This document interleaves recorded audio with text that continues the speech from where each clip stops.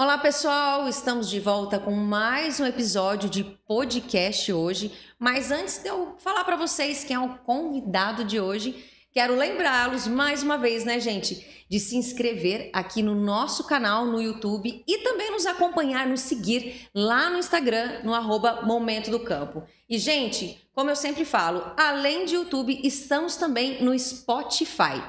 E agora quero falar para vocês da nossa parceira aqui do podcast, da empresa Agrícola Alvorada. Essa empresa que está em 18 cidades no estado de Mato Grosso, uma empresa que oferece uma gama completa de serviços que entrelaçam para ser a solução completa para os seus clientes. Comercializam sementes, defensivos, fertilizantes e especialidades, tudo respaldado por uma assessoria agronômica preparada e dedicada. Sua estrutura de armazenagem garante a segurança e a qualidade de grãos. A empresa é a solução completa para o produtor, desde o plantio até a colheita. E vamos agora para a nossa vinheta de abertura.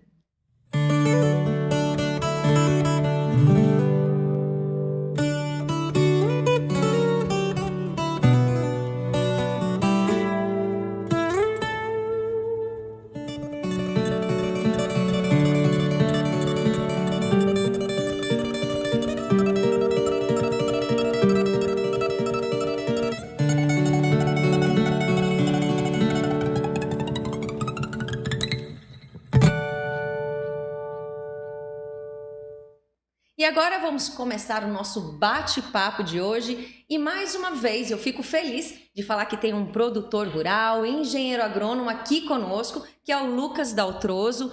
O Lucas que é aí de um grupo bem conhecido aqui na nossa região de Primavera, enfim, do estado de Mato Grosso, acho que até do país, né, Lucas?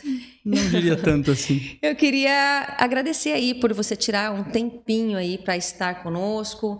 A gente sabe que, né, esse é um período que é bem corrido aí para vocês, mas obrigada aí por estar com a gente aqui no episódio do podcast Momento do Campo. Bom, primeiramente, boa tarde, obrigado pelo convite, é uma honra, um prazer poder estar aqui representando a família, representando o agro, representando a nossa cidade de Primavera, né, qual que eu tenho muito orgulho de onde eu vou sempre levar Primavera comigo, né? Então, assim, é um prazer imenso poder estar aqui e poder compartilhar um pouco do que a gente faz e falar um pouquinho sobre agricultura, falar um pouco sobre algodão. Isso, para mim, é sempre um prazer enorme. E olha só, pessoal, hoje nós vamos conversar um pouquinho com o Lucas a respeito da safra de algodão, que finalizou esse ano, né? Safra 23-24. Vamos falar um pouquinho das expectativas para a safra de soja, conhecer um pouquinho, né, do grupo WDF Agro. Enfim, vamos ter um bate-papo bem interessante com o Lucas, que eu tenho certeza que ele tem muita notícia, muita informação bacana para passar para a gente. Lucas, então, vamos começar aí com esse bate-papo. Conta pra gente, quero saber conhecer um pouquinho do Lucas, né? Bom, Lucas, você é de Primavera do Leste, nasceu aqui ou na região? Conta pra gente. Eu sou de Primavera, eu falo que eu sou primaverense com orgulho, né? A minha família é do Rio Grande do Sul, da região de Cruz Alta, no Rio Grande do Sul. Então, o meu avô, junto com os irmãos, eles adquiriram uma propriedade aqui em Primavera, né? Então, lá no início dos anos 70, eles começaram aí o processo de vir para cá e começar o processo de exploração. Depois, ali nos anos 90, daí entrou o meu pai e o meu tio, entraram no negócio também, quando eles atingiram a maioridade para poder estar dentro do negócio, né? E agora a gente está aí, já estou há alguns anos já trabalhando junto com eles, né? E dando sequência, vamos dizer, no processo de sucessão, né? De tocar o negócio da família. Bom, eu sou primaverense, então nasci e me criei aqui, sempre muito envolvido com a fazenda, desde criança, é uma paixão que eu tenho, né? De poder estar nesse meio. Eu tive a oportunidade de sair, fazer faculdade e me formar na Exalc, em Piracicaba. É um grande orgulho para mim também poder. Então, assim, eu saí, estudei na Exalc, me formei e vim para cá. Então, desde que eu me formei, eu tô aqui trabalhando junto com a família, né? Então, tive o prazer aí de também ter alguns outros agrônomos formados na Exalc que sempre foram minha fonte de inspiração aqui de Primavera. Pude ir lá, me formar no mesmo local que eles e hoje eu tenho eles como parceiros e como não só como professores, mas como mentores, né? Que é o caso, por exemplo, do Evaldo, que já esteve aqui, do próprio Guilherme, o Francisco, são alguns desses agrônomos que eu conheço e respeito muito e hoje eu posso trocar ideia de igual para igual com eles. E para mim isso é muito bacana. Eu imagino, né? Como você já falou, o Evaldo já esteve aqui, enfim, são grandes profissionais que se formam, que vêm dali da Exalc mesmo, né? Sim, é um grande orgulho para nós. A gente até brinca que a gente até meio nojento, sabe? A gente tem um orgulho tão grande, a gente tem uma rede de contato tão forte que a gente imediatamente, a partir do momento que você formou no Exalc, pronto. Você já imediatamente você se torna amigo daquela pessoa, você já vai chamar ele para tomar uma cerveja, para conversar um pouquinho. Então é um negócio bem bacana, assim, é bem particular ali da instituição, sabe? Então, para quem não sabe, fala um pouquinho pra gente. A Exalc, ela é uma referência no caso dessa área da engenharia agronômica, enfim. A Exalc é a Escola Superior de Agricultura Luiz de Queiroz, né, que nada mais é do que a Escola de Agronomia da USP, da Universidade de São Paulo, né? Então, assim como nós temos a Exalc, a gente tem também a Unesp, que vai ter a Unesp Jabuticabal, a famosa Unesp Jabuticabal, a Unesp Botucatu, né? A gente vai ter também, por exemplo, a Federal de Lavras, a Federal de Viçosa, que são as universidades mais assim, renomadas, né, nesse setor da agricultura, né? Então, assim, todas elas, a gente até brinca que tem uma leve rixinha entre uma e outra, mas é uma rixa do bem, sabe? Todo mundo tá sempre, vamos dizer, é saudável, sabe? Uma rixa saudável. Todo mundo, mas no fim tá todo mundo realmente lutando em prol do mesmo ideal, que é levar o agro para frente, né? E contribuir cada vez mais pro setor, né? Que legal. Eu imagino que deve ser bem bacana encontrar, né, pessoas que também estudaram ali, se formaram e que hoje vocês podem trocar conhecimento mesmo. É bem legal, é bem legal. E, Lucas, como você deve saber, a gente trabalha com o Momento do Campo já há bastante tempo, a gente tinha um formato de TV e por muitos anos, sempre que a gente pensava assim, fazer uma imagem de lavoura, a fazenda, né, Cidade Verde, muito próxima da cidade, muitas vezes a gente fez imagens ali, enfim. E sempre foi conhecido como a Fazenda Cidade Verde. Hoje vocês estão com um formato de grupo, né? WDF Agro, né? Hoje vocês são conhecidos pelo grupo. Isso, exatamente. A Fazenda Cidade Verde era uma fazenda do grupo, né? Então, aí, a partir de um determinado momento, a gente mudou um pouco o esquema da operação e aí passou a se chamar WDF Agro, que quer dizer Wilson Daltroso e Filhos, que no caso é a operação com o nome do meu avô e os filhos dele, né? Então, assim, a partir de um determinado momento a gente mudou e hoje compõe um grupo, né? Então, a gente tem a Cidade Verde, que a gente arrenda uma parte dela, e ainda a gente tem uma propriedade menor, que daí é só com pecuária, então é um negócio mais... É um negócio menor, tal, já é próprio do próprio grupo, né? Então a gente trabalha dessa forma. Não somos um grupo muito grande, a gente é bem...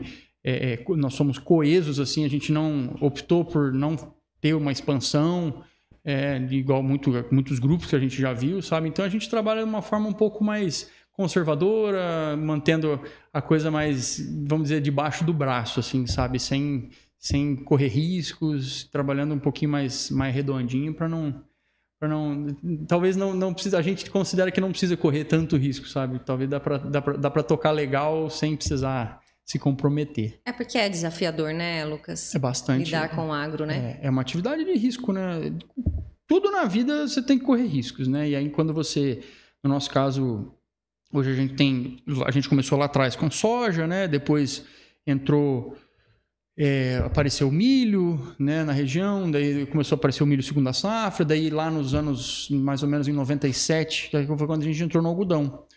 E aí o algodão realmente foi um grande divisor de águas, porque ele nos obrigou também, de certa forma, a se profissionalizar muito mais, sabe? O algodão, ele é uma cultura, ela é muito rentável, porém o risco dela é muito alto, o investimento é muito alto, então assim, você meio que não tem para onde correr, você tem que realmente se profissionalizar, sabe? O algodão ele não permite erros, porque esses erros custam muito caro. Então a partir do momento que a gente entrou nesse mercado do algodão, a gente inconscientemente foi obrigado a se profissionalizar. Então, assim, a gente entrou num processo de melhoria, né, de equipamento, de treinamento de pessoal, sabe, de montagem de equipe. Então, assim, o algodão ele traz essa dificuldade, só que você colhe os frutos dele ao longo prazo. Então, assim, ele obriga você a se organizar muito mais. A gente pode dizer, então, diante disso que você pontuou, que as fazendas também acabam se tornando empresas, né? Sim. Pela questão de profissionalização, enfim, tem que cumprir regras, enfim, tudo muito certinho, né? Totalmente. A gente tem hoje, né, uma legislação trabalhista que vem cada vez mais apertando, então assim, não tem mais como você trabalhar de forma muito solta, sabe? Para felicidade de uns e infelicidade de outros, aquela forma que era feita antigamente, hoje em dia não é mais possível, né? Antigamente era meio no fio do bigode, né? Você combinava com um operador, vamos tocar até mais tarde, depois, né, a gente organiza um prêmio, uma gratificação. Então, hoje em dia, a gente não consegue mais fazer isso. Hoje em dia, você tem que trabalhar com relógio ponto, cumprindo todos os requisitos da legislação trabalhista, né? Então, sim, tem o ônus e tem o bônus, né? Então, no fim, você se ajusta a isso, você se adapta a trabalhar dessa forma, sabe? Então, eu não consigo, eu vou estourar os horários do pessoal. De duas, ou você compra mais máquina para você trabalhar mais rápido durante o dia, ou você contrata mais gente para você poder operar à noite, entendeu? Você não consegue mais, por exemplo, ter essa, vamos dizer, estourar horário. Só que, por um lado, isso é bom. Você não tem gente extremamente cansada, você tem pessoas trabalhando mais felizes, né, um pouco mais contentes com aquilo que elas estão fazendo, sendo remuneradas... Sim. Pelo que elas valem. Então, eles têm uma quantidade de horários. Se você quiser colher mais aquele período, o ideal é abrir um outro turno, né? Isso, exatamente. Você tem lá um banco de horas que ele tem que ser respeitado, né? Aí você tem um banco de horas diário, um banco de horas semanal. Então, dependendo de como for, existe a hora extra. Então, só que também tem um limite. Então você também tem que respeitar o limite das horas extras, sabe? Então, você tem que trabalhar, tentar sempre se organizar de forma que você consiga cumprir tudo dentro dos horários, entendeu? E apesar de que, assim, é muito sazonal, né? Você tem períodos muito mais corridos, por exemplo, o caso de um plantio, de uma colheita, e você tem períodos bem mais tranquilos. Então, né? Só que uma coisa não compensa a outra, sabe? A nossa legislação ela não permite você compensar uma coisa com a outra. Tipo assim, o dia que estourou, tá bom, estourou. Mas e o dia que choveu e deu meio-dia e eu liberei todo mundo para ir embora para casa? O problema é seu. Não tem nada a ver com isso. Não tem nada a ver, entendeu? Eu não tenho nada a ver. Então, assim, sabe, a legislação trabalhista rural, ela poderia ser um pouquinho diferente, sabe, do que... Porque a gente acaba respeitando a mesma legislação trabalhista da cidade. E aqui na cidade é aquilo, o comércio abre tal hora e fecha tal hora, né? Tem horário de almoço ou não tem horário de almoço? E no campo é diferente, né? No campo a gente tem dias que, agora nós estamos chegando no verão, o dia tá alongando, né? Tá amanhecendo mais cedo e tá começando a anoitecer um pouco mais tarde. Então você tem um período de luz maior, então você poderia aproveitar um pouco mais. Da mesma forma que você tem períodos que meio que não tem muita coisa para fazer, entendeu? Então você fica, às vezes... meio ocioso, que você tem que, né, segurar o pessoal ali, porque tem aquele banco de horas, você tá, né, pagando a pessoa para estar ali, mas ela poderia às vezes estar em casa, estar com a família dela, estar com os filhos, sei lá, ter ido num pesque pague naquele dia, mas por essa questão você tem que segurar a pessoa ali. Interessante. Sabe? Então tem que cumprir a legislação trabalhista e também não pode ter mais amadorismo, né? Exatamente, não pode ter mais amadorismo. É bem assim. Mas, como é que fala? Não tô aqui para me queixar, porque é aquilo. Adapte-se ou morra, né? Então não tem jeito. Você tem que. A regra tá ali e ela tem que ser cumprida. E você que tem que se virar para respeitar a regra, sabe? E tentar se encaixar. Mas tudo é possível, sabe? Tudo é processo. Às vezes você demora um pouquinho para se acostumar com aquela ideia, mas chega num ponto que você se adapta àquilo, sabe? Ou você se programa. Por exemplo, cara, a gente lá na fazenda, por exemplo, a gente evita trabalhar no domingo. A gente evita. Tem vezes que acontece trabalhar no domingo? Sim, acontece. Mas sempre que a gente pode evitar, a gente evita. Sabe? Por exemplo, período de plantio. Plantou muito bem essa semana, tá tranquilo, não estamos apurados. Podemos folgar domingo? Vamos folgar domingo. Afinal de contas, o domingo é sagrado, né? Então, a gente tem um pouco disso, tem essa flexibilidade, sabe? Então, isso é tudo questão de acostumar, sabe? É questão de você se adaptar. Tudo tem seus processos, né? Tudo você tem que, então, cumprir uma legislação, seguir os processos. Exatamente. E as coisas vão se adaptando normalmente. Exatamente. Então, Tá assim, certo. o algodão, ele trouxe muito isso, sabe, pro negócio. Você tem, e aí, junto a isso, você tem hoje, por exemplo, uma gama, né? Você tem o selo BCI, que é o Better Cotton Initiative, que é onde você precisa cumprir certos requisitos para você ter esse selo, para você conseguir, né, vender esse algodão com, às vezes, um certo ágio ou alguma... É uma certificação, entendeu? Então, você tem que estar dentro de um monte de parâmetros, tanto sociais como de ambientais, como da parte de sustentabilidade. Seria um selo de sustentabilidade, sabe? Então, assim, tudo isso vai se somando e isso obriga você a melhorar, sabe? A você buscar tornar o seu negócio cada vez mais profissional, mais organizado. Bacana. E uma grande parte... Acho que todos os produtores, a gente pode dizer que já cumprem essas regras, também tem essa visão justamente por causa da legislação, né? Ah, sim. Grande parte, assim. Ainda... tudo depende muito da região que você está, né? Eu falo assim, às vezes até a distância da cidade vai interferir um pouco se você vai ter mais fiscalização, menos fiscalização em cima daquilo. Então, assim, ainda existe, sabe? Você tem, por exemplo, hoje em dia, às vezes você escuta algumas coisas lá, mas, poxa, uma fazenda lá no fundão do Pará, não sei aonde. Então, realmente, é difícil, muito difícil ter uma fiscalização lá, né? Mas, assim, quem está mais dentro da agricultura mesmo, assim, trabalhando com soja, com algodão, principalmente, já é bem... é quase que uma consciência coletiva. E você tem que cumprir tudo isso e estar organizado, porque senão a coisa não gira mais, sabe? A agricultura, ela se tornou uma atividade de alto risco. Sempre foi, mas agora está mais, porque as margens estão mais apertadas, né? Então você tem que estar com tudo na ponta do lápis, porque qualquer contratempo pode se tornar algo perigoso, sabe? Então você realmente tem que andar na linha. E você comentou ali da questão do algodão, que a partir do algodão, que vocês também adotaram algumas, né, processos diferentes na fazenda. Por que o algodão tem essa diferença de outras culturas? De repente por causa da soja, né? Tipo soja? O que mais vocês plantam na fazenda mesmo? Soja, milho e algodão. As três culturas principais, né? E qual que é a diferença, no caso do algodão, para as demais culturas? Bom, o algodão, ele tem uma característica... Vamos partir do princípio. Para começo de tudo, o algodão ele tem um ciclo muito mais longo. Tá? Então, nós estamos falando de uma cultura que a gente vai começar, no nosso caso, que a gente tem o algodão safra e o algodão segunda safra. Né? Aqui em Primavera, especificamente, se eu não estiver enganado, o município de Primavera vai plantar aí praticamente 80% do algodão safra do estado, sabe? Então, assim, a gente planta muito algodão safra por condições edafoclimáticas. A nossa chuva aqui em Primavera ela começa um pouquinho depois e ela corta um pouquinho antes do que certas regiões. Então, a gente é mais, vamos dizer, um pouco mais seguro você plantar o algodão na modalidade de primeira safra, no caso, né? Já o restante do estado, então, nós vamos falando que 85% do algodão do Mato Grosso é modalidade segunda safra. Então, Primavera, desses 15% que sobra, Primavera planta 85%. Então, assim, Primavera é muito representativa no algodão safra, mas muito pouco representativa ainda dentro do estado, né?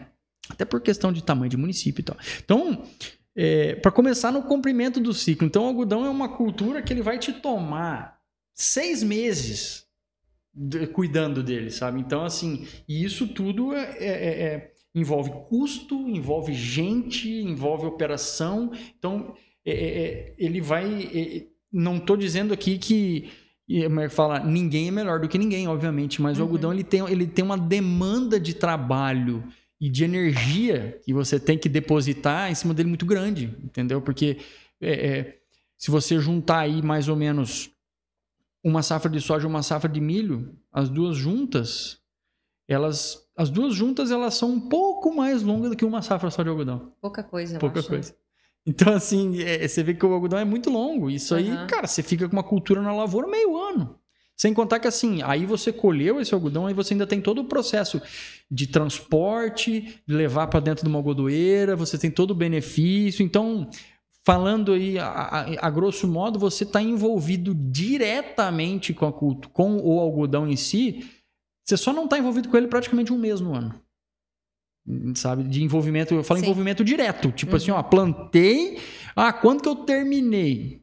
Você plantou lá em dezembro e você terminou esse negócio lá em outubro, novembro. E logo depois, dali um mês, você já vai estar plantando de novo. Já então, ele toma muito... O gasto energético dele é muito grande. Você tem que depositar muito tempo, muita energia, sabe? Então, é por isso que por isso que ele te obriga a você se organizar. Porque tá tudo rodando, acontecendo meio sem parar. É 365 dias por ano. Não que as outras culturas não sejam. Mas é o tempo que demanda em diferente. cima da cultura. Interessante, Lucas. Isso que você está explicando é interessante. Às vezes a gente não para pensar nisso, né? E agora eu acho que você explicou de uma forma que realmente dá para entender bem. Bacana. Porque a gente fala assim, você pensa assim, não, beleza, é o tempo que a cultura está instalada, sim. Então a cultura está instalada 6 meses. Mas fora isso, você tem mais todo outro processo, né?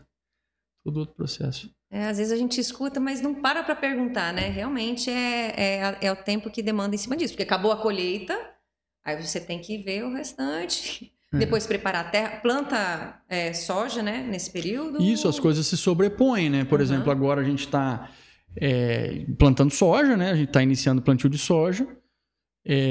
A algodoeira ainda está rodando. A gente ainda estava puxando o fardinho da lavoura para a algodoeira. Então, a coisa ela não parou. Uma coisa vai sobrepondo a outra, né? A gente, por exemplo... Dia 15 de setembro, que é ali a data que mais ou menos começa o plantio de algodão, o plantio de soja nos pivôs, ainda tinha gente colhendo algodão. Então, sabe, a coisa esse ano foi um pouco diferente, sabe? Nós tivemos aquele ano caótico nessa última safra, foi um caos, né? Aquele atraso, aquela loucura de pouca chuva no início para soja, depois aí tivemos um janeiro, fevereiro chuvoso, e aí depois esfriou em junho, então assim, o ciclo do algodão ele atrasou bastante, então assim, a safra foi infinita, né? E não foi boa. Eu inclusive, já que você entrou nesse assunto, já vou aproveitar o gancho, né, gente? Eu queria até que você falasse exatamente isso. Como que foi? Porque nós procuramos o Lucas num determinado momento, a gente não soltou o videozinho ainda, mas a gente fez uma gravação lá na fazenda e o ano ele passa tão rápido, que eu sempre tinha na minha mente, tenho que gravar em julho, Quando veio, já estava em agosto. Eu precisava de algodão, tanto que eu entrei em contato contigo para fazer aquelas imagens. E aí você comentou, sorte sua, né? Porque se fosse o normal, não teria mais. Então, como que se comportou a safra esse ano? Você disse que então não foi das melhores. O que você pode dizer para a gente? Eu vou tentar trazer um panorama geral, lógico, é muito particular de região para região. Sim. Né? Mas a safra passada, essa que finalizou, né? Enfim, está finalizando... ela foi muito difícil, sabe? Assim, ela já começou... E foi uma safra que nós tínhamos... já tinha uma conversa, né? Que vai ser um ano de super El Niño.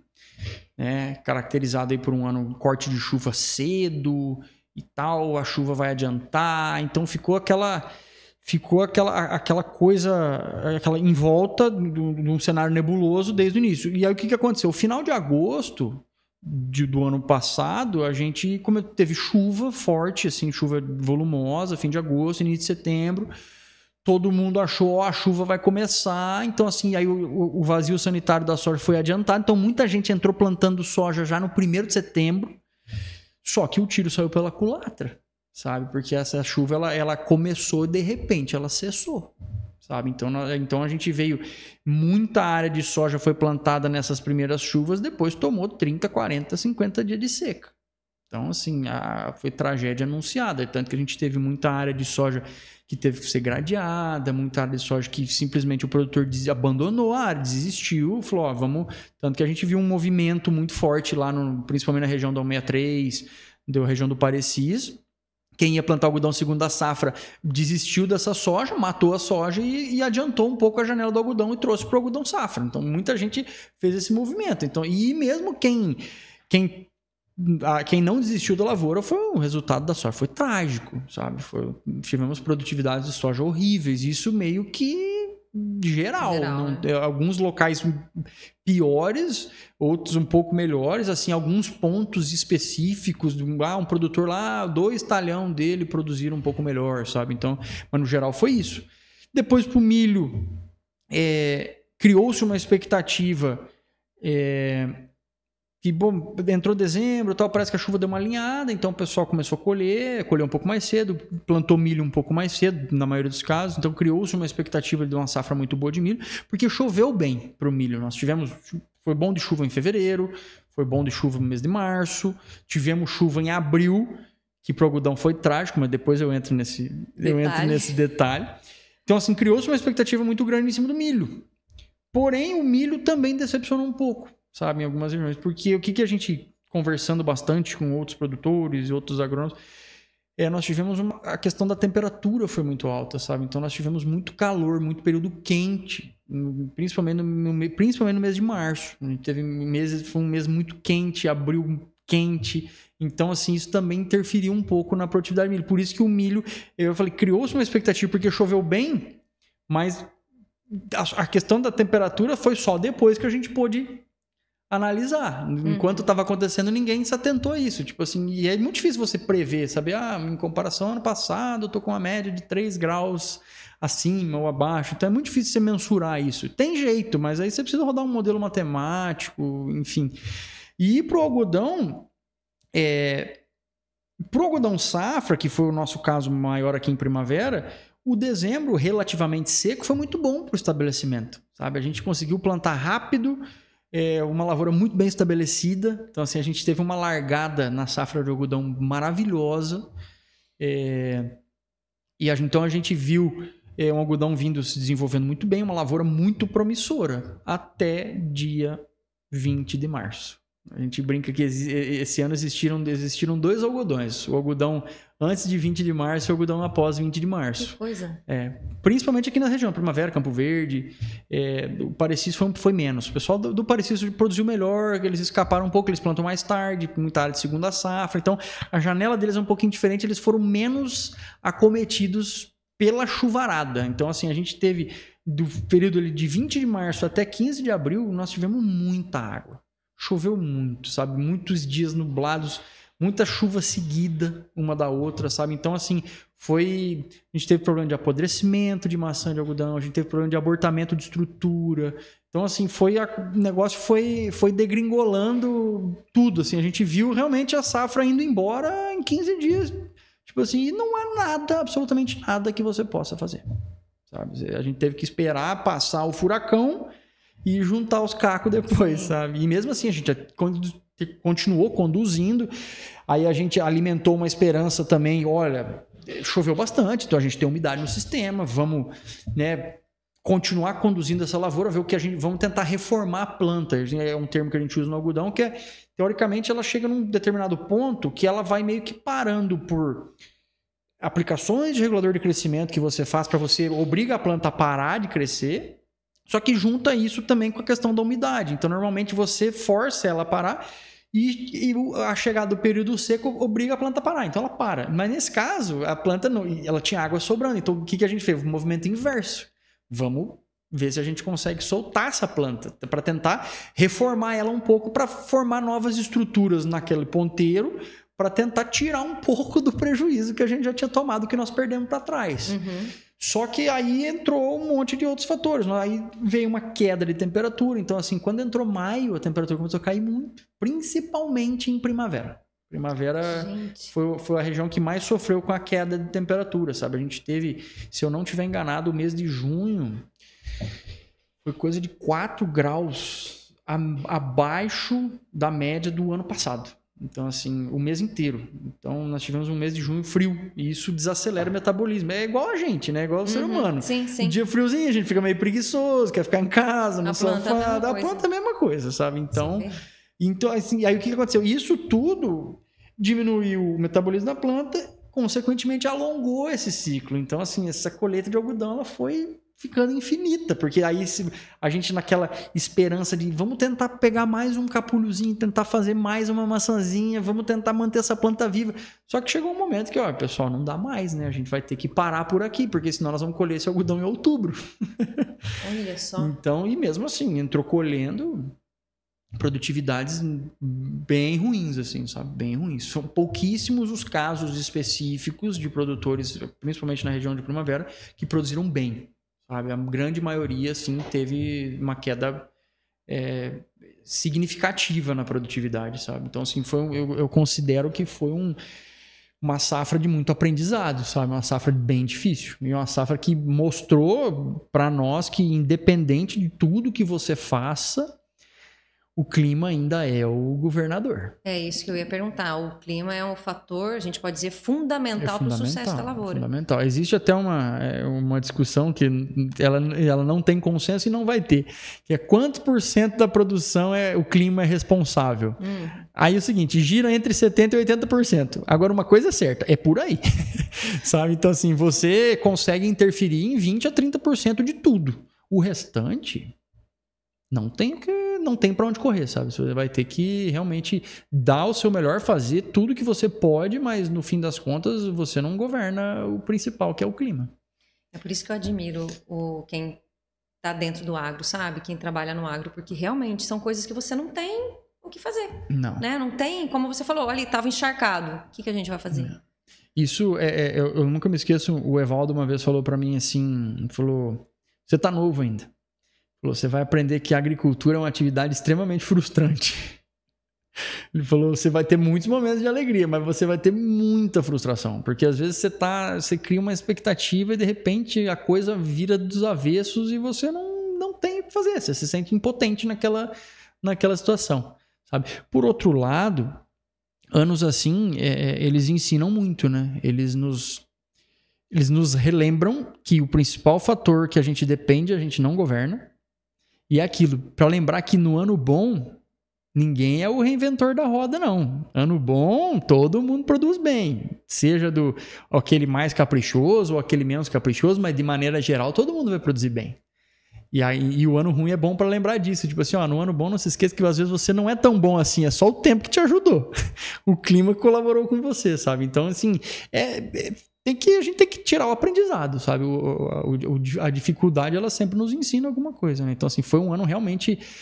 Eu até levei para um evento da Fundação Mato Grosso, até levei uma frase no final da minha participação, ela falou, é uma safra para ser esquecida ou lembrada, sabe? Ela é para esquecer o resultado, mas é para lembrar das lições. É isso que eu falo, aprendizado. Né? Muito aprendizado. Uma safra dura, bem dura. E deixa eu te perguntar, fora essa questão do clima, então, consequentemente, vocês tiveram... o cotonicultor teve mais problema com doenças, pragas? E teve essa questão também? Sim, a gente também teve... nós tivemos um problema esse ano muito forte com lagarta.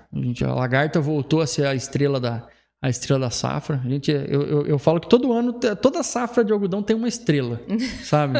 Um ano é o bicudo, o outro ano é o ácaro rajado, o outro ano é a lagarta, esse ano a lagarta foi a estrelinha, sabe? O bicudo já virou uma...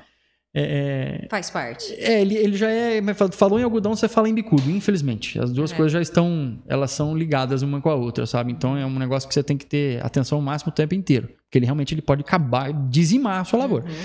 E esse ano a lagarta...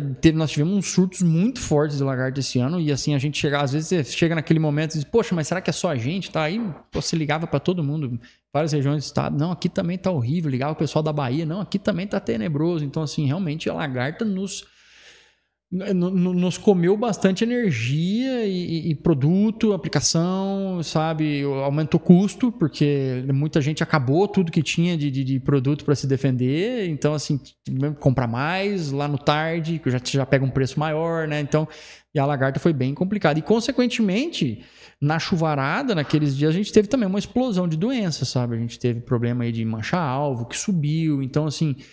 Tudo isso também vai tirando um pouquinho de produção, né? Tudo isso vai te tomando um pouco. Então, assim, nunca é uma coisa, um fator isolado, né? Então, sempre, uma coisa vem somando com a outra. E a gente pode dizer que o algodão é uma cultura mais sensível que as outras ou não? mais delicada? Eu diria que o algodão ele é mais melindroso, sabe? Ele exige um nível técnico de quem lida com ele um pouco mais, assim, você precisa de um nível de atenção maior, você precisa estar mais atento aos detalhes, sabe? Porque ele é muito sensível a qualquer intempérie, sabe? Uma semana nublado, o algodão joga toda a carga fora, sabe? Então ele é bem melindrosinho, sabe? Ao mesmo tempo, é uma cultura muito longa, então você tem, dependendo do que acontecer, você ainda tem tempo de recuperar um pouco, sabe? O algodão ele te permite um pouco isso, diferentemente da soja. A soja é mais curta, então dependendo do que acontecer em termos de clima, não tem o que fazer. Você não vai ter tempo para recuperar aquilo. O algodão ele já te permite. Então, assim, ele é mais melindroso, mas ao mesmo tempo ele te... depois que você aprende a trabalhar com ele, ele te permite um pouco mais. Ele te permite fazer um pouco mais. Às vezes ele te responde um pouco mais do que outras culturas, justamente porque ele é mais longo. Então, assim, você tem mais tempo para conseguir executar alguma ação, sabe? A gente já gravou também aqui, não sei se você já teve a oportunidade de assistir o episódio que a gente gravou com o Valmir Lana, da Unicotton, que é do laboratório, né? De classificação. Então, a gente sabe que o produtor, ele sempre procura produzir o algodão com uma fibra de qualidade, né? Tudo isso que aconteceu afetou a qualidade da fibra desse ano, não? O que você me falaria sobre isso? A gente teve... também, além de tudo isso da produtividade e tal, a gente teve também muita gente com um problema de qualidade de fibra, sabe? A gente teve e observou-se uma queda no rendimento de pluma. Não sei se eu vou explicar aqui mais ou menos, mas o algodão, quando você colhe ele, você vai ter a pluma, né? O caroço e impureza, né? Naquele produto que você colhe ali. Quando você passa ele na algodoeira, você separa impureza de caroço e de pluma, né? Então, a gente observou esse ano que o rendimento, o percentual de caroço para pluma também diminuiu, também caiu. Então, assim, produziu-se menos pluma por hectare, sabe? Além da produção em caroço ser menor, também a gente teve um déficit no rendimento de pluma. E tudo isso atrelado também a problema de qualidade, sabe? A gente teve problemas aí de... todo esse fator de temperatura, de umidade, temperatura mais baixa também. Então, foi um ano bem complicado. Mudança de cor, a gente observou problema com cor de algodão, sabe? Porque o algodão ele tem uma classificação de cor também. Então, assim, tava muito difícil esse ano de ter algodão branco. O algodão era levemente creme. Então, ele... Aliás, eu tenho um negócio aqui. Será que alguém pode trazer aqui para mim a caixinha da Unicotton? Na caixinha do USDA. Agora você falando aqui essa aqui eles me presentearam. Isso é legal. Né? Só para o pessoal entender aqui. Não sei se você consegue mostrar alguma coisa, Lucas. A gente consegue pegar aqui? Vai dar para ver? Será que dá para... não vai dar para ver. Não vai dar história. Infelizmente, gente. Mas essa aqui é uma caixinha. Eu não vou conseguir mostrar aqui. Cadê a câmera? Só para explicar aqui, essa é uma caixinha de um algodão 41.4, que é uma classificação.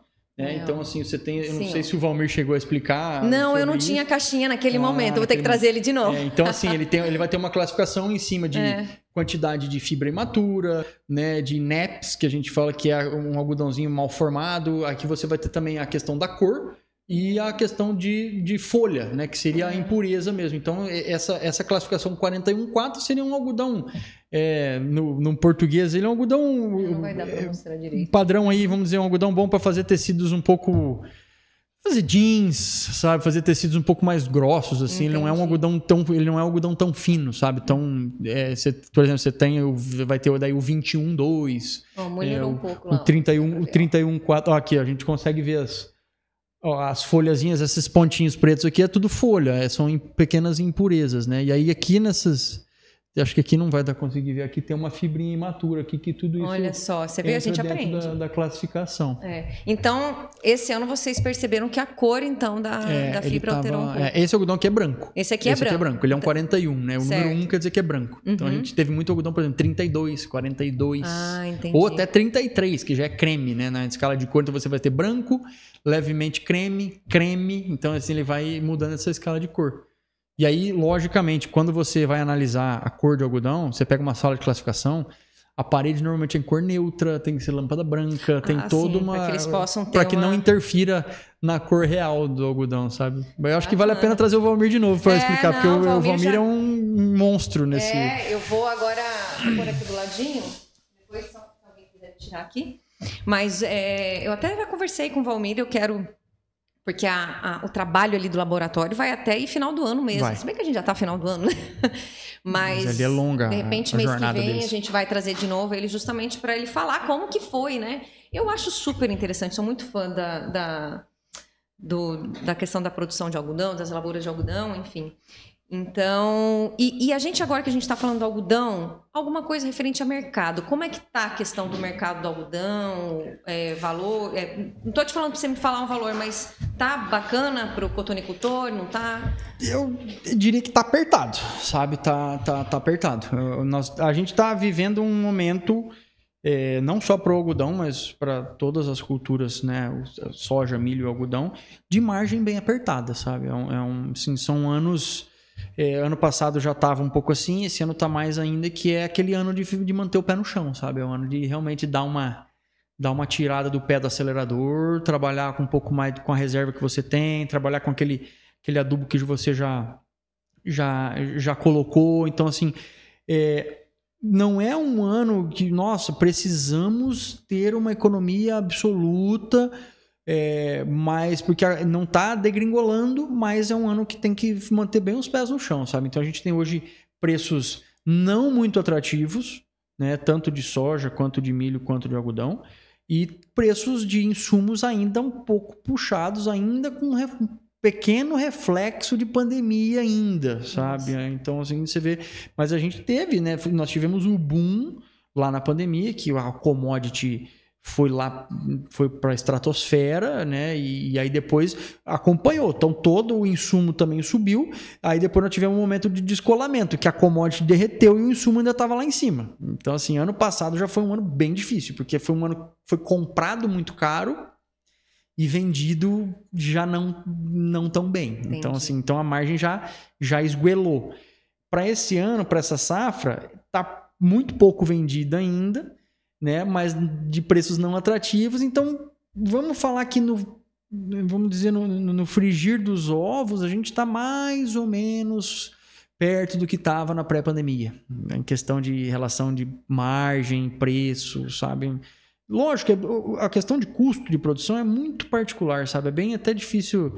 Você fala para o pessoal, mas qual que é o teu custo? Essa conta é longa, sabe? É uma conversa longa. Com certeza. Eu acho que também depende de produtor para produtor. De produtor para produtor, do tamanho, barganha, sabe? Difícil. Então é bem complicado. Mas assim, hoje é um momento de margens apertadas, sabe? Não é um momento de margens apertadas. Sem fazer grandes... No bom português, não dá para fazer grandes revoluções, não. É um ano uma safra de manter os pés no chão, sabe?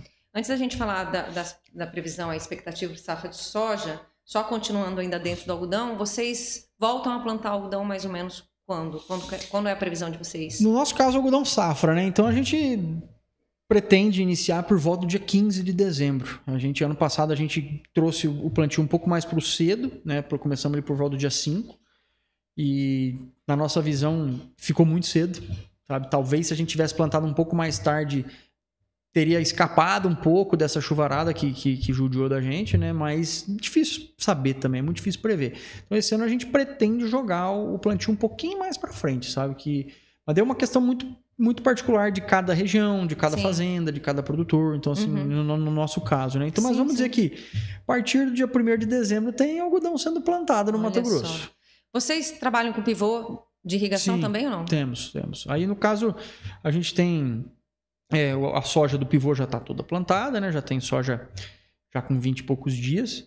E aí a gente vai plantar algodão e milho no pivô também. A gente tem um sistema de manejo que a gente procura manter o milho nos pivôs de forma... Não digo de forma aleatória, mas sistematicamente um percentual dos pivôs a gente procura plantar milho justamente para tentar dar um pouco mais de rotação, tentar melhorar um pouquinho a qualidade do solo. E, obviamente, o milho no pivô a gente consegue ter um potencial produtivo maior também. Então, a gente consegue... Ele não vai ter a mesma rentabilidade do algodão, obviamente, mas pensando no sistema, ele óbvio que ele vai ser rentável também, mas ele vai te gerar uma sustentabilidade um pouco melhor para o teu solo, sabe? Manter uma resiliência no teu sistema. Então a gente faz esse trabalho tentando sempre manter o milho rodando entre os pivôs, sabe? Interessante. E como é que tá para vocês, então, a expectativa? Você comentou agora que a soja nos pivôs já está plantada. Tem mais soja para plantar ainda? A soja de sequeiro? Como é que tá essa questão? Nós iniciamos o plantio da soja de sequeiro agora no dia 13 de outubro. Algumas pessoas começaram um pouco antes, alguns produtores. Então, assim, mas eu acredito que nesse momento agora tá meio que andando legal o plantio já no Mato Grosso, sabe? A chuva tá firme, tem chovido. Ainda, não dá para dizer que a gente teve aquela chuvona geralzona que molhou de Barra do Garças até Alta Floresta, sabe? Mas a gente tá chovendo o estado. Então, assim, parece que agora o plantio tá começando a deslanchar bem, sabe? Tá melhor que o ano passado? Nossa, tá... Como é que fala? Não dá nem para falar, mas tá infinitamente melhor do que o ano passado. Tá muito menos... Ano passado tava muito tenso. Essa época, ano passado, ano passado tinha duas situações.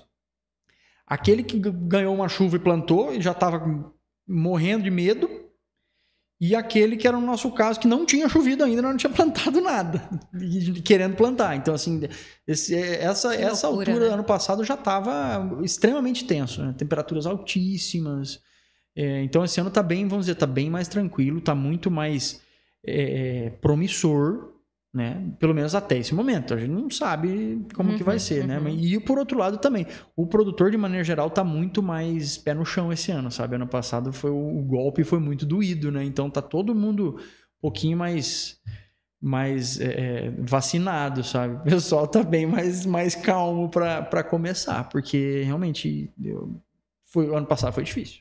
Para dar aquele start de uma forma correta, né? Porque se o produtor não startar ao plantio corretamente, vai afetar lá na frente. Exato. Né? O pessoal vamos dizer que o pessoal tá mais seguro esse ano. Tá mais conservador um pouquinho, porque ano passado foi sofrido. Então, o estado todo, você acredita que tá mais cauteloso, sim, tá. Observando bem o clima? Não, o estado tá bem mais cauteloso esse ano. Lógico, grandes grupos, né? Pessoal, esses grupos gigantes, eles são um pouco, não diria menos cautelosos, mas é que a área deles é tão grande que eles não têm muita opção, sabe? Eles têm que, deu a data ali, eles têm que startar, sabe? E seja o que Deus quiser. Mas eles são gigantes, então eles conseguem comprar semente, ou são sementeiros, entendeu? Então é um pouco diferente. A conta deles é diferente. Agora o pessoal que é menor, né? Que é o nosso caso, já é mais conservador um pouquinho. Então a maioria do pessoal tá indo mais cuidadoso, sabe? E a gente pode dizer, então, que as expectativas para esta safra de soja, né, perto do que foi, né, a anterior, estão melhores? Estão melhores. Estão melhores. Assim, ainda que, se você pega dados, por exemplo, de USDA e tal, nós estamos tendo uma safra normal nos Estados Unidos, uma safra boa. Então, assim, a previsão do USDA, se eu não me engano, a última que saiu, reduziu 1% na expectativa, na estimativa de produção deles. Então, assim, insignificante, né? Para mexer no mercado como um todo, mas essa no Brasil ainda era considerado um ano ainda estava um pouco incerto. Ele ainda está instável, mas já muito melhor do que o ano passado, sabe? Pelo menos nesse momento. Mas ainda não é... A gente ainda está receoso, porque o medo ficou, sabe? Eu falo que depois de um ano, né, que foi problemático, a expectativa tá boa, mas como você falou, não tem como saber, né? Não tem como saber. É muito imprevisível. Por mais que você veja previsão do tempo, previsão de médio prazo, previsão de longo prazo, mesmo assim, você tem que deixar a coisa acontecer, porque é muito perigoso, né? Você trabalhar com previsão, você prever algo que é muito imprevisível, principalmente quando se trata, por exemplo, de clima, né? E da região tropical, que é o que nós estamos aqui no Brasil, né? Então você pega todos os modelos, pelo menos a grande maioria dos modelos de previsão meteorológica, os modelos matemáticos, eles são todos, a maioria deles ou são americanos ou são europeus. Então, assim, é para um clima temperado, é outro comportamento de clima. E nós estamos numa região tropical. Então, assim, nós não temos um modelo ajustado de previsão meteorológica climática para a região tropical, sabe? A gente tem algumas modificações que foram feitas em modelos para a gente prever. Então, realmente é muito complicado. A gente já brinca que aquela chuva de manga, que é aquela... De repente tinha uma nuvem ali, aquela nuvem ali juntou com outra ali, e de repente, pau, choveu. Não existe nenhum modelo no mundo que consiga prever isso. Sabe? Não tem como prever isso. A gente chama de a chuva louca. A chuva louca. Vai acontecer simplesmente do nada aqui. Do nada veio uma nuvem zona aqui e derramou. Então, assim, é muito difícil prever isso.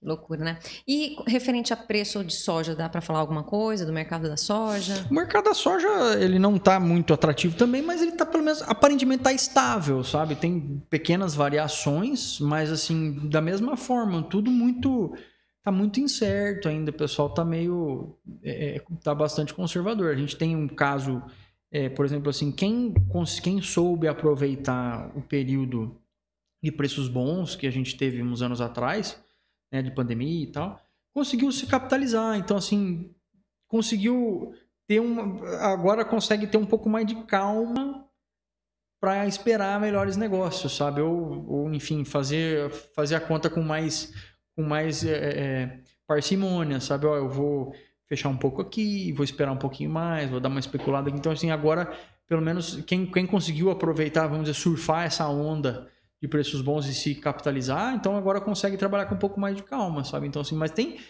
da mesma forma, tem perfis de produtores que são diversos, sabe? Tem produtores que são bastante alavancados, tem produtor que vai fechando aos poucos, tem produtor que não fecha nada e deixa para fechar tudo lá na frente. Então, assim, são perfis muito diferentes, sabe? Mas nós vamos falar que o mercado de soja hoje está relativamente estável. E, assim, tem que trabalhar na média, sabe? Tem que fazer média, porque se também não dá para apostar todas as fichas num número só, né? Com certeza. E o que eu sempre digo eu realmente admiro os produtores, porque tem que estar atento ao clima, tem que estar atento ao mercado, tem que estar atento se der alguma coisa ali na lavoura, né? Enfim, tem que estar atento a tudo. E, dentro disso, atento às tecnologias, né? Uhum. Os melhores maquinários, por exemplo, do algodão, você tem que o produtor ele investe em maquinários de alta tecnologia porque ele quer produzir uma fibra de qualidade, enfim. Pode até me corrigir se eu estiver errado, mas investir em alta tecnologia para ter uma produção de qualidade também faz parte. O produtor tem que estar informado de tudo isso, né? Totalmente. Hoje a gente tem uma oferta gigantesca enfim, de tecnologia, de biotecnologias. Então, assim, tá se tornando um quebra-cabeça cada vez mais complexo, sabe? Uhum. Então, assim, você tem hoje a entrada de ferramentas digitais, você tem a entrada de equipamentos, né, digitais nos tratores, até inteligência artificial, né, no maquinário. Hoje você já tem acompanhamento em tempo real das suas máquinas. Então, e fora isso, você tem toda a parte de produtos específicos, produtos para, né, enfim, inseticidas, os pesticidas de maneira geral, os produtos foliares. Aí agora você tem toda a questão de biológicos que está se conversando muito, que isso aí a gente ainda está na pontinha do iceberg do conhecimento sobre biológicos. Então, assim, a oferta de tecnologias está cada vez maior e cada vez mais complicado, porque tem vezes que você fica até meio sem saber para que lado que você vai, sabe? Porque tem tanta oferta, tanta opção,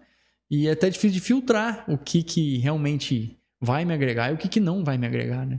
Inclusive, como vocês da WDF fazem para se atentar, ou enfim, o que vocês vão utilizar, né, nas propriedades, né, na lavoura de vocês? Porque, como você falou, são muitas tecnologias, né? E você também participa de eventos, enfim, né? Como você participou da fundação, como que vocês fazem para estar atentos e para saber o que vai utilizar na lavoura? Olha, Veri, a verdade é que tem que correr, tem que andar, sabe?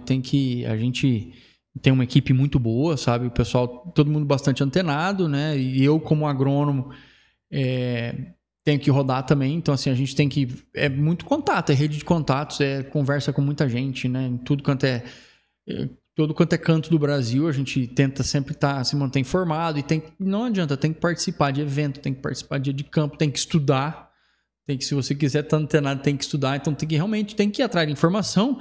E, obviamente, você tem uma linha de trabalho. Então, você mais ou menos... Cada produtor tem um estilo. Tem produtores que são um pouco mais imediatistas. Tem produtores que são um pouco mais arrojados. Tem produtores mais conservadores. No nosso caso, a gente tem um perfil bem mais conservador. Então, assim, a gente tem uma linha que a gente trabalha. Então, a gente, quando vai mexendo, a gente vai mexendo aos poucos, sabe? Normalmente, a gente usa aquela... Se não me engano, é o teorema de Pareto, né? Do 80-20. Então, a gente nunca faz uma mudança maior do que 20%. Sabe? Assim, agora, tem produtor que o cara vira do avesso de um ano pro outro, sabe? Eu já não sou muito dessa linha de raciocínio. Ainda mais que tudo é um risco, né? Sabe? Então, assim, realmente não tem... Você tem que ir testando, aprovando, validando e incrementando, entendeu? E aquilo que vai se vencendo, você vai tirando. Então, mas tem que testar muito, sabe? Tem que fuçar, realmente, a palavra é essa, tem que fuçar, sabe? Tem que ir atrás, tem que testar bastante coisa, tudo que é possível. Né? E logicamente tem que testar aquilo também que você acredita, né? A gente como técnico tem coisas que chegam pra gente que, enfim, dizem, não, só se você me prove o contrário, mas enquanto você não me provar o contrário, eu não vou comprar a sua ideia, sabe? Então, mas não tem outra, não existe fórmula mágica, sabe? Tem consultorias, né? A Primavera é uma região que especificamente muita gente tem consultoria, então assim, a consultoria ela é uma ótima fonte de informação, sabe? Dependendo do perfil do produtor, é um produtor, às vezes, que ele não consegue sair muito da fazenda, sabe? Às vezes ele tem um perfil que é muito dependente dele, então ele não consegue, então muitas vezes ele contrata um consultor para trazer alguém de fora, para trazer informação de fora, né? No meu caso, por exemplo, eu tenho uma flexibilidade, eu consigo sair, correr atrás, entendeu? A gente consegue organizar a agenda para poder estar acompanhando, enfim, nesses eventos técnicos. E o melhor, a gente brinca que o melhor de tudo, principalmente de dia de campo, essas coisas, é a rede de contatos. Às vezes você encontra um conhecido seu que planta em outra região, que fazia, sei lá, 3, 4 meses que você não via. Você conversa com ele 5 minutos, ele te passa uma informação que ele te dá um start que você diz, meu Deus, como que eu não pensei nisso? Isso acontece muito, muito. Assim, você ir num evento, encontrar o fulano, o ciclano e dizer, bom, o evento já valeu só por ter encontrado aqueles 2, 3 ali. Com certeza. Eu sou muito fã desses eventos. Os dias de campo, né? Além de você estar vendo ali, né, em loco que as empresas oferecem, essa questão da rede de contatos, né? Encontrar aí um colega produtor que vai falar assim, lá na minha propriedade eu fiz dessa forma. Putz. É bem comum isso. Bem comum, Olha sabe? só. A gente tira muita informação, principalmente da conversa informal. Essa aí, ela às vezes nos agrega muito mais do que, enfim, o próprio evento, sabe? Interessante. É duro dizer isso, mas é verdade. É, né? Lucas, e você que participa dos eventos, enfim, que está no agro, uma das coisas que a gente observa muito, bom, você já deve ter visto, é a questão da desinformação também. Por isso que eu sempre falo, assim, a gente já bateu muito em cima disso aqui, que o podcast ele também não é só para quem vive o agro, mas também para aquelas pessoas que querem entender um pouco mais do agro, né? A gente quer combater aquela questão da desinformação do agro, né? Como que você vê isso? O que o produtor também pode fazer? Enfim, as pessoas que vivem o agro, o que você acha que de repente poderia ser feito mais para a gente combater essa desinformação, sabe? Porque é importante a gente mostrar a realidade do agro. Às vezes os grandes centros, a gente diz que às vezes as pessoas que não estão tão próximas dos centros de produção, né, das lavouras, não têm noção do que é feito por aqui. E aí tem uma visão totalmente errada, né, do que é feito. Então, o que você diria a respeito disso? Nós, como comunicadores, a gente procura fazer a nossa parte trazendo informação, né? Eu acredito que o nosso setor, ele, lógico, como tudo, ele é uma grande bolha. Né, uma grande bolha que demanda muito tempo, né? Ele demanda, não que nenhum outro setor não demande tempo, mas o agro ele é full time, né? Dia e noite, aquele negócio é a céu aberto, não tem dia, não tem hora, não tem feriado, não tem, né? Dia, às vezes tem dia santo, mas às vezes nem dia santo tem, né? Mas o nosso grande problema é a comunicação, né? Eu acho que o agro ainda... A Camila Telles trouxe uma fala na Farm Show, acho que esse ano. Ela falou que o agro se comunica muito mal, sabe? Infelizmente, o agro se comunica muito mal. Então, mas o grande problema eu acredito que hoje a gente tem uma dificuldade tremenda com a nossa mídia. A mídia brasileira, ela é contra nós, né? Ela é totalmente contra a gente. Então, por mais que a gente tente fazer tudo que é possível, eles vão sempre tentar tá queimando a gente de alguma forma, né? Então, assim, as pessoas também criou-se esse vilão, por exemplo, que é o agronegócio. Exatamente. Gente, é um negócio assim como qualquer outro negócio. Afinal de contas, ninguém vive de amor, né? Tipo, as pessoas têm que trabalhar, as pessoas querem viver, as pessoas, né, querem construir coisas, né? A gente, como é que fala, amor não enche barriga. Então, as pessoas têm que parar de ver que o agronegócio é um vilão. Olha o tanto de gente que o agro emprega. Olha o tanto de cidade próspera que tem hoje no Brasil, que se não fosse o agro, essas cidades não existiriam. Primavera é um caso. Campo Verde é outro caso, né? Então, assim, e a lista é longa de cidades aqui no Mato Grosso que, se não fosse o agro, nada seria, né? Então, assim, o grande problema é a gente conseguir levar isso para as pessoas. E, infelizmente, ainda o grande meio de comunicação, de informação das pessoas, ainda é a televisão aberta. Ainda é. Você pode falar melhor do que eu sobre isso. Então, assim, a gente já viu que a batalha da TV aberta, ela é perdida, né? Eu acho que dificilmente nós vamos conseguir reverter a batalha da TV aberta. Mas eu acho que cada vez mais a gente tem que investir em internet. Internet é onde a gente vai conseguir se comunicar, sabe? E trazer, realmente, igual a Jovem Pan faz um trabalho legal lá com a ProSoja, né? Levaram o Fernando algumas não, várias vezes, né? Então, assim, eu acho que essa é a forma da gente conseguir... Não, e foi até legal. Agora, recente, o presidente da ProSoja esteve lá com Danilo Gentili. Bem bacana. Isso é bom. Bem importante. E assim, lembrando, né, que o Brasil é um dos países que mais preserva, né? E isso é visto tudo errado, né? De maneira deturpada, às vezes, aqui. A gente até conversou, acho que foi no briefing ainda, a questão, por exemplo, dos incêndios. Cara, nenhum produtor é tão burro, estúpido, a ponto de incendiar a própria lavoura. Só que a grande mídia vende essa pataquada e as pessoas compram. Por desinformação. Porque o brasileiro, infelizmente, é um povo que não lê. O brasileiro só lê a chamada da notícia, né? Mas não lê a notícia. Né? Então, assim, pegou fogo lá o produtor. Gente, a gente já aconteceu de pegar fogo numa lavoura de milho. Cara, as pessoas que nunca presenciaram um fogo numa lavoura de milho, eu espero que nunca precisem presenciar. Porque é horrível. Você está ali vendo a sua produção indo para o espaço. Correndo o risco de trator queimar, né, o seu maquinário, de gente morrer. Isso que eu ia falar. Que já aconteceu várias vezes, infelizmente acontece todo ano. Né, porque é muito rápido morrer incêndio, gente né? tentando apagar fogo. Então, assim, não, mas a gente é pregado como os vilões, que a gente coloca fogo. Infelizmente não é, a gente não quer. Pelo contrário, a gente quer que tenha céu azul o ano inteiro. A gente não quer esse clima horrível, cheio de fumaça. Então, assim, é até difícil falar como que a gente conseguiria se comunicar melhor, né? Mas a internet vai ser o principal meio. Eu acho que já melhorou muito. Já foi muito mais deficitário a comunicação do agro com os grandes centros. Mas ainda assim precisa, né, precisa chegar mais lá, sabe? Mais nos grandes centros. Porque até vi esses dias um vídeo, pessoal perguntando... mostrando uma foto de uma lavoura, acho que era de uma lavoura, tá? O que é isso aqui?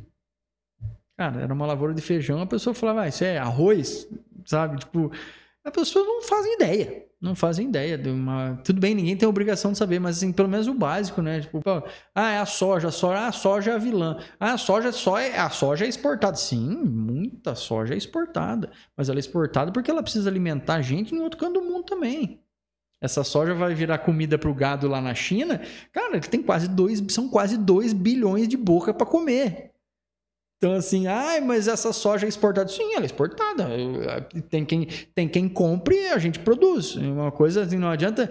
porque né, eu não estou fazendo um juízo de... Como é que fala? De valor aqui. Porque o que é produzido aqui não interessa para o Brasil. Lógico que interessa, que nós temos consumo interno de soja também.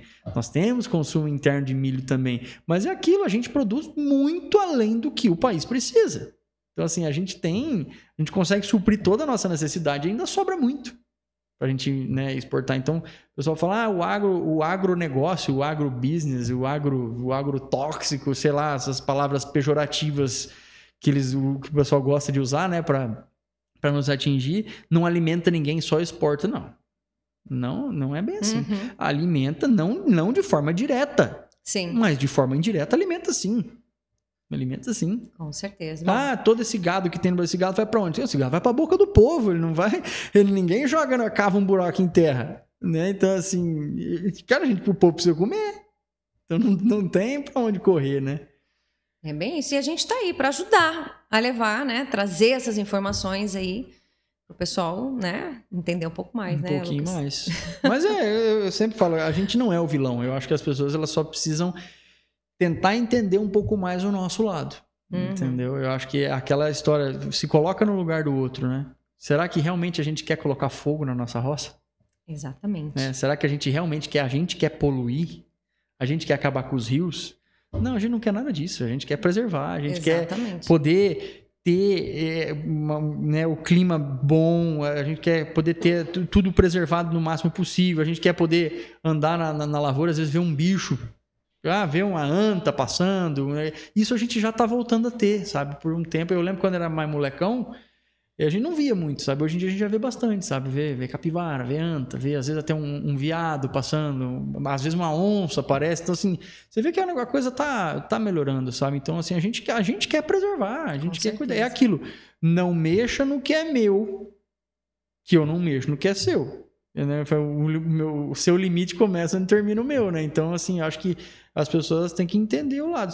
Cara, se você tem as batatas podres no meio, tem. Não vou dizer que não. A gente não pode ser hipócrita de falar que tem aqueles problemáticos, né? Os caras que às vezes não respeitam muito as regras, mas não é uma maioria. É uma minoria ínfima. A grande maioria dos produtores, de maneira geral, são pessoas honestas, trabalhadoras, sabe? Que estão ali se esforçando todo dia para realmente... Cara, é o ganha-pão. É o nosso ganha-pão. A gente ajuda a alimentar as pessoas, mas no fim, a gente quer sobreviver. A gente quer ganhar o nosso pão de cada dia, né? Com certeza. Eu falo que são verdadeiros guerreiros, né? Com certeza. É um orgulho muito grande pra gente, né? Poder estar envolvido no setor, poder ser, né? Ser do agronegócio, né? Porque é o que move o país. A locomotiva mais pesada do Brasil hoje é o agro, né? O agro tá segurando o rojão aí faz tempo. E a gente continua sendo malhado pela mídia como os vilões, né? Que coisa, mas vamos cumprir o nosso papel aí de, né? É isso aí. Mostrar a real. Lucas, queria que, antes da gente encerrar aqui, queria que você deixasse um recado aí para os produtores, enfim, para todos aí que vivem aí nesse setor, né, do agronegócio. Qual que seria o seu recado do momento? Olha, eu acho que o recado, muita coisa eu já acabei falando agora nas últimas palavras, mas eu gostaria de desejar uma boa safra, né, para todos os produtores, técnicos, agrônomos, vendedores, enfim, todo mundo que é envolvido no setor, né, que essa safra seja bem mais tranquila e muito mais frutífera do que foi a safra passada, né, que a safra passada realmente foi uma safra difícil, né? E lembrar também que a gente está aí, todo mundo ninguém é concorrente de ninguém, todo mundo está em prol do mesmo fim, né? Então todo mundo quer produzir bem, todo mundo quer agregar valor, todo mundo quer seguir trabalhando, né? E assim, sempre falar para todos os produtores e compartilhar um sentimento meu que é assim, continuem se orgulhando do que vocês fazem, continuem levando o agro para frente, né? Continuem divulgando aquilo que eu falei. Para mim é um orgulho muito grande e eu acredito que para todo mundo que trabalha com isso também se orgulha de fazer o que a gente faz. É uma profissão muito antiga, né? A agricultura é milenar e é muito nobre, sabe? Então, assim, só a gente, como é que fala? Muitas vezes nós estamos sendo taxados injustamente. Então, assim, vamos manter o que a gente está fazendo e continuar trabalhando, que é o que a gente sempre fez. E nós vamos continuar mantendo isso aí. Olha só. Lucas, quero te agradecer aí por estar aqui conosco, a gente bateu um papo aí falando um pouquinho aí das expectativas, do que foi a safra também de algodão.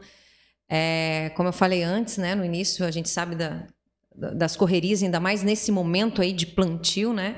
E você aí se dispôs a estar conosco e passar as informações, foi bem legal. Obrigada, viu? Obrigado pelo convite mais uma vez. Eu até fiquei pensando depois, falei, nossa, acho que eu só fiz choradeira, mas não é a realidade, sabe? A gente tem anos muito bons e tem anos complicados. Eu acho que eu sou uma pessoa otimista, eu sou muito otimista, então estou sempre apostando no melhor, mas a verdade ela tem que ser falada, né? Então, Eu agradeço mais uma vez a oportunidade de estar aqui. Conte comigo, conte conosco sempre o que precisar.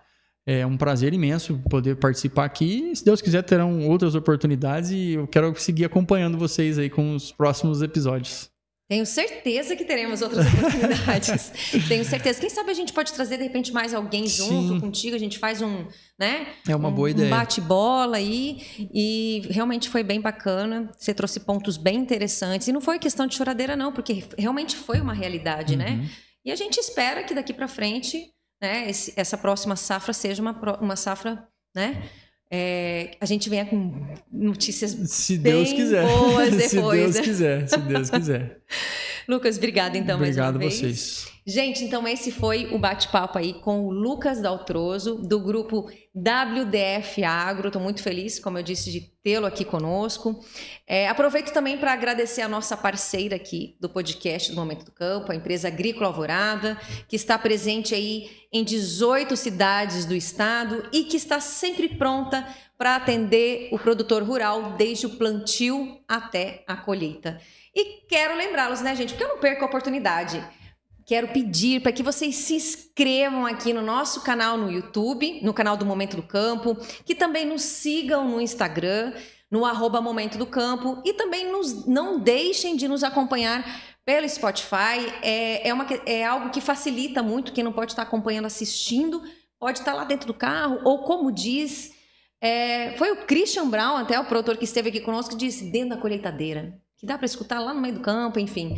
Nos acompanhem. A gente está aqui para trazer as informações, as notícias, enfim, tudo que for referente ao agro para você. Então, esse foi mais um bate-papo. Espero você no próximo episódio.